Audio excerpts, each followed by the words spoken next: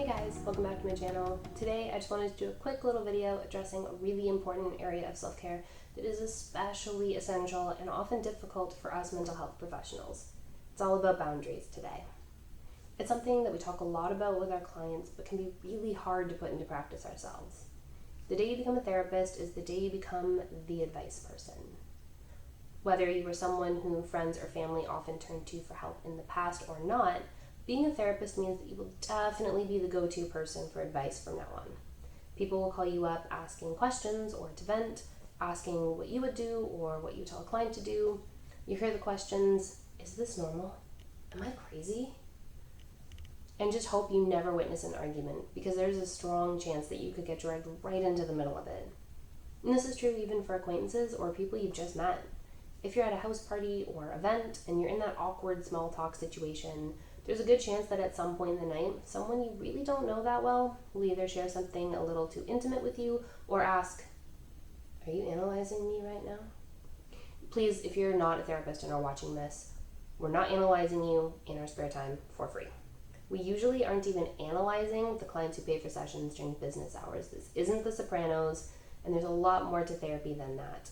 If you want a rundown of what it actually looks like, I'll leave that video in the description box below. Anyway, the point is that boundaries are super important as mental health professionals. While giving advice and being supportive to those you care about is important, it's equally important that you don't fall into a therapist role with them. It can be easy or even tempting sometimes to try and apply a therapist approach to our personal lives, but this does not work. Ever.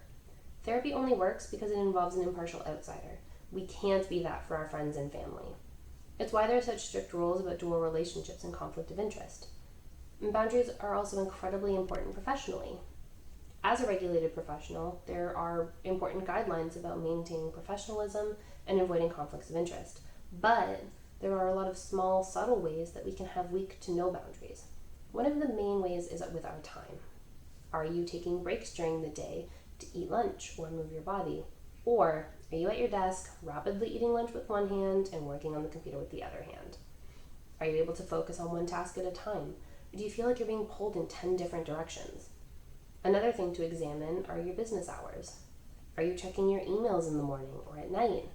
Many of us are guilty of this, as our emails are often right on our personal phones.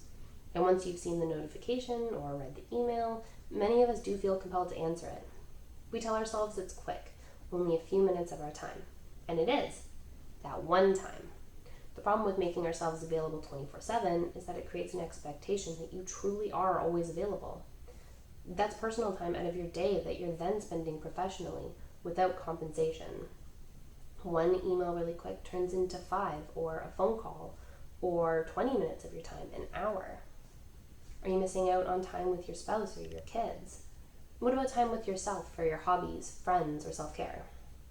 So the question to start asking yourself is, can this realistically wait until business hours? 9 times out of 10, I guarantee you that answer is yes. This isn't easy, I know. I've been guilty of this too. But by not creating a firm boundary between your work life and your home life, it becomes easier and easier to lose any semblance of balance and potentially burn yourself out a whole lot faster. A few emails aren't worth that, whether they be for clients, your coworkers, or yes, even your boss. It's really important to check in with ourselves regularly in order to avoid burnout. As a therapist or other mental health professional, we're taking in a lot of emotionally charged or difficult information on a daily basis, and we don't live inside of a bubble or a vacuum. Sometimes we leave work after a difficult day only to jump into a difficult situation at home. I know I'm not the only one that's had to juggle caregiving or stressful appointments in between our sessions. We can't control our lives, but we do have control over how much we're taking on. Not everything is your responsibility, and you can't always be there for everyone. Sometimes you just need to be there for yourself and give yourself the space to recharge. There's no shame in that.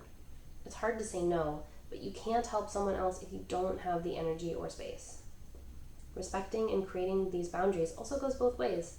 I recently came across a good example of this, and it's made a huge difference in my own personal life.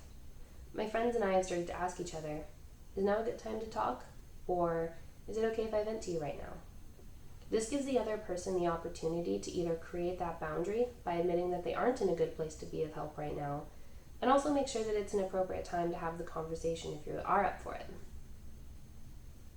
Approaches like this also make it easier not to take it personally if a person isn't available. It gets rid of guilt, pressure, or feeling obligated. Other ways could include scheduling time for your phone to go on silent or completely out of sight, or setting time limits for how long you vent or give advice. If I had to make a take home from this video for you guys, it would be this. Just because you help people for a living doesn't mean it's always your responsibility. There are other friends or family members or professionals available. You deserve breaks and self-care and support just as much as everyone else. So let me know in the comments when you struggle with boundaries, or if you found ways to create them that's worked for you. If you enjoyed this video, be sure to give it a thumbs up. I upload videos each and every week, so definitely subscribe and hit that bell button for more mental health and self-care content. Take care, y'all.